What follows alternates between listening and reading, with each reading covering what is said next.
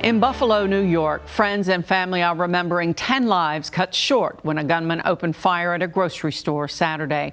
Investigators say the gunman drove 200 miles to target black people while they shopped. Prosecutors are building a murder case against 18-year-old Peyton Gendron. Investigators say Gendron specifically targeted that neighborhood because it's predominantly black, and authorities believe he planned to go find more victims before he was confronted and captured Saturday. From with all the evidence that we've gathered so far, the motivation at this stage appears to be pure hatred.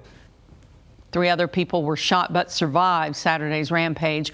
One is still hospitalized but stable. The events in Buffalo are reverberating across the country as people process the mass shooting.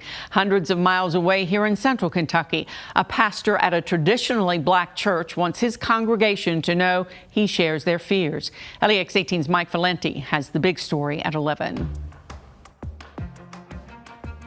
Pastor Marlon Fain doesn't use a script in his sermons. I'm troubled. I'm troubled at what I'm seeing. And yesterday, it was clear he didn't need one. The words came from his heart, rooted in his lived experience.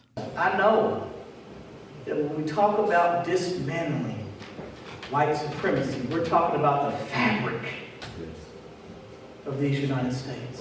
We're dealing with a community that's afraid. I'll be honest with you. Pastor Fain woke up Sunday morning knowing he needed to address what happened in Buffalo.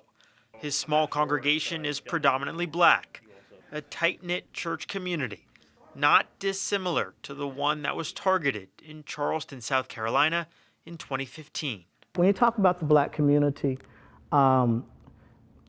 the atrocities, the terroristic threats against us, that's nothing new in America. Fain says church leaders of all stripes, black and white, need to acknowledge and denounce systemic racism that he believes helps fuel acts of hate. I'm appalled that we can allow these atrocities and just write them off and just move to the next one. Dr. Martin Luther King Jr. once said, "The arc of the moral universe is long, but it bends toward justice." For many people of color, the attack in Buffalo is another chilling reminder that there's much more work to be done. In Jessamine County, Mike Valenti, LEX 18 News.